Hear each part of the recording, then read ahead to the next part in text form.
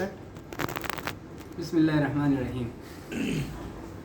आज हम डिस्कस कर रहे हैं एक केस स्टडी, और केस स्टडी में हमारा जो टॉपिक है वो है एरर इन HbA1c रिजल्ट, कि हमारे पास कौन सा एरर HbA1c में आ सकता है, क्योंकि HbA1c बहुत ही सेंसिटिव टेस्ट है।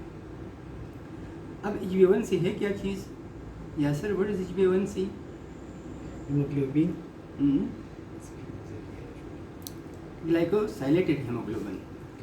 HbA1c stand for glycosylated hemoglobin. Glycosylated hemoglobin या HbA1c, इसमें हेमोग्लोबिन के साथ ग्लूकोज अटैच होता है, और इस अटैचमेंट को हम कहते हैं इरिवर्सिबल अटैचमेंट। इरिवर्सिबल अटैचमेंट का मतलब ये है कि एक मरतबा हेमोग्लोबिन के साथ ग्लूकोज अटैच हो गया तो फिर ये दोबारा डिटैच नहीं होता। तो चूँकि रेड ब्लड सेल्स की लाइफ स्पेन 120 डेज है, इसलिए ये 120 डेज तक फिर रहता ही है। तो इसलिए इस टेस्ट के ज़रिए हम पिछले 3 महीनों तक एक इंडिविजुअल का, एक पेशेंट का हम ग्लूकोज मालूम कर सकते हैं। अगर एक इंडिविजुअल है, उसका प्रीवियस 3 मंथ्स ग्लूकोज जो वैल्यू है वो हाई आ रही है, फिर उसने डाइट के ज़रिए अपने मेंटेन कर लिया और हमने HbA1c कर लिया, तो इसका मतलब ये होगा कि उस पेशेंट को 3 महीने पहले शुगर था, लेकिन अब उसने डाइट के ज़रिए इसको मेंटेन कर लिया। तो इस टेस्ट के ज़रिए हम बेसिकली डायबिटीज़ जो है वो डायग्नोज करते हैं इस टेस्ट के ज़रिए, इसलिए ये बहुत सेंसिटिव है। तो पिछले दिनों हमारे पास एक केस आया कि हमारा जो इंस्ट्रूमेंट था, ये वो इंस्ट्रूमेंट है जिसके ज़रिए हम हेमोग्लोबिन जो HbA1c हो डिटेक्ट करते हैं इस इंस्ट्रूमेंट के ज़रिए, और ये एंटीजन एंटीबॉडी बेस्ड रिएक्शन इसका होता है। जो प्रिंसिपल इसका है वो है एंटीजन एंटीबॉडी बेस्ड प्रिंसिपल है इस इंस्ट्रूमेंट का। तो हमारे पास क्या केस था कि हमारे जो HbA1c था उसने रिज़ल्ट, इस इंस्ट्रूमेंट ने रिज़ल्ट हाई देना शुरू कर दिया था। तो शक पड़ा। शक किस तरीके से पड़ सकता है कि इसमें एरर है या हमारा इंस्ट्रूमेंट गलत रिज़ल्ट दे रहा है? तो ये हमें इस तरह अंदाज़ा होगा कि एक हमने पेशेंट का शुगर लेवल देखना है कि पेशेंट का शुगर लेवल कितना है। तो अगर लेट्स सपोज पेशेंट का शुगर लेवल नॉर्मल है और हमारे पास HbA1c ज़्यादा आ रहा है, तो it means there is something wrong. लेकिन सिर्फ ये ज़रूरी नहीं हो सकता है कि वो पेशेंट ऑलरेडी डायबिटिक हो, शुगर उसको नॉर्मल है, HbA1c उसका हाई आ रहा है, लेकिन वो मेडिसिन यूज़ करे तो उसका शुगर लेवल मेंटेन होगा।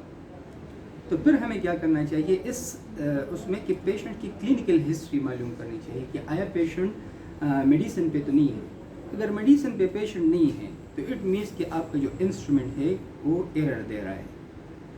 तो जब हम कहते हैं कि क्वालिटी हमने मेंटेन करनी है एक अपने इंस्ट्रूमेंट की, अपने टेस्ट की, तो उसके लिए आपने कुछ न कुछ मेजरमेंट्स करने पड़ेंगे।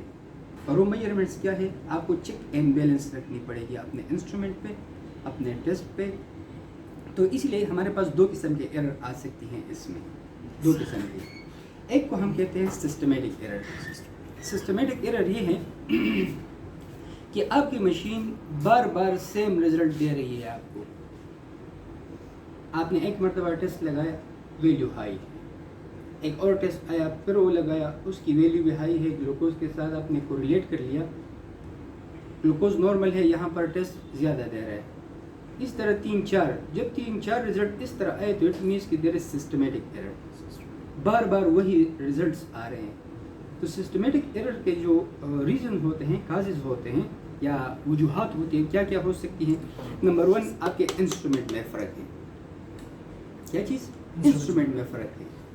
नंबर 1, इंस्ट्रूमेंट आपका ठीक है, आपके रिएजेंट में फ़र्क है। जो हमारे पास केस था कि हमारा इंस्ट्रूमेंट बार बार हाई वैल्यू दे रही थी।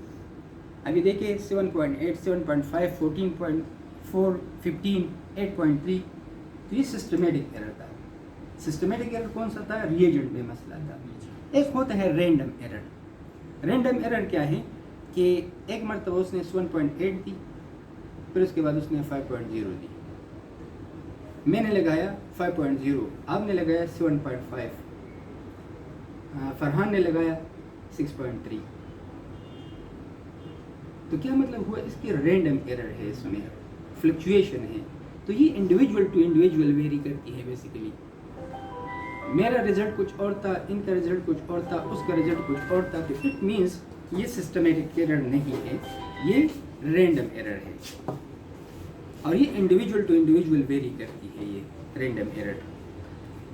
تو اگر ہمارے پاس پراپر ایس او پیز ہوتے ہیں، اسٹینڈرڈ آپریٹنگ پروسیجر، کہ ایک پروسیجر ہے، اس کا ایک پراپر پروسیجر ہے اور وہ ڈاکومنٹڈ ہے کہ میں آتا ہوں اسی ترتیب سے او ٹیسٹ پرفارم کرتا ہوں، یہ آتا ہے اسی ترتیب سے او ٹیسٹ پرفارم کرتے ہیں، یہ آتے ہیں اسی ترتیب سے او ٹیسٹ پرفارم کرتے ہیں، تو اس کو ہم کہتے ہیں S O Ps.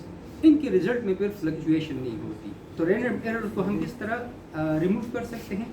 By following S O Ps.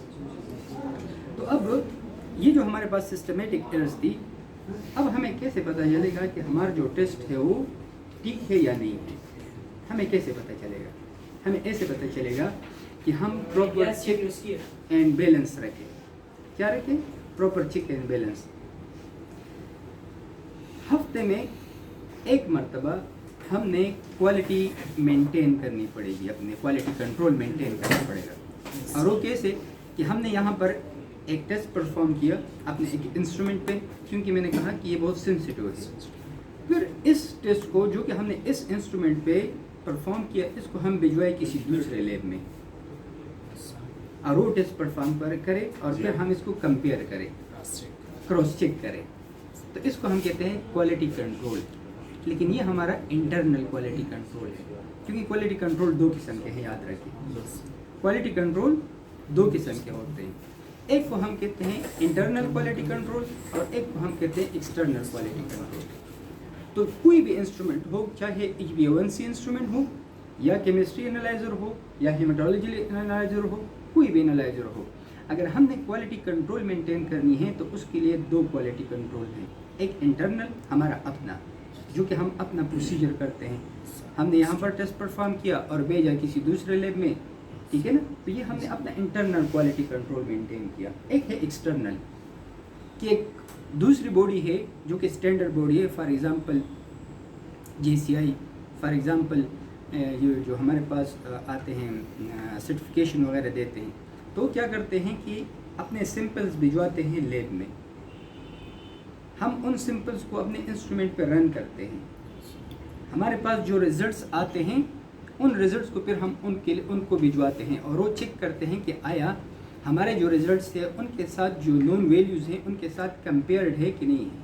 اگر ٹھیک ہے تو پھر ہمیں سرٹیفکیٹ دے دیتے ہیں. تو اس کو ہم کہتے ہیں ایکسٹرنل کوالٹی کنٹرول. تو ایکسٹرنل کوالٹی کنٹرول موسٹلی جو اسٹینڈرڈ لیبز ہوتے ہیں وہ مینٹین رکھتے ہیں.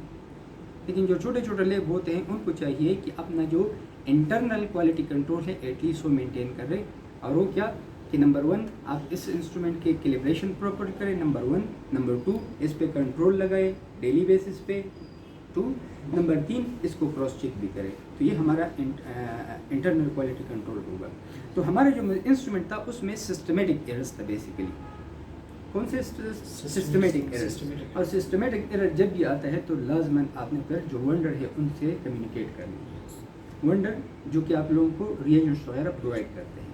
تو ہمارا جو انسٹرومنٹ تھا اس میں یہ تھا. تو یہ HbA1c نمبر 1 گلائکوسیلیٹڈ ہیموگلوبن ریورسیبل ہے. یہ 120 دن تک یہ شوگر کو ہم اس کے ذریعے ہم چیک کر سکتے ہیں، ٹھیک ہے نا. ضروری نہیں کہ HbA1c زیادہ ہو اور وہ نارمل ہو، بالکل ہو سکتا ہے. تو میڈیکیشن کے ذریعے پیشنٹ اپنا جو شوگر لیول ہے وہ مینٹین کرتے ہیں اس کے ذریعے، ٹھیک ہے نا. اور پھر یورین میں بھی دیکھنا چاہیے کہ یورین میں بھی شوگر آ رہا ہے کہ نہیں آ رہا. تو یہ ساری چیزیں ہوتی ہیں جس کے ذریعے ہم اپنے لیب کے ایررز کو مینیمائز کر سکتے ہیں کوالٹی کنٹرول کے تھرو. اور ہمارا جو ٹیسٹ ہوگا وہ ایکسٹینڈرڈ ٹیسٹ مانا جائے گا پھر. ٹھیک ہے، کسی کا کوئی سوال ہے؟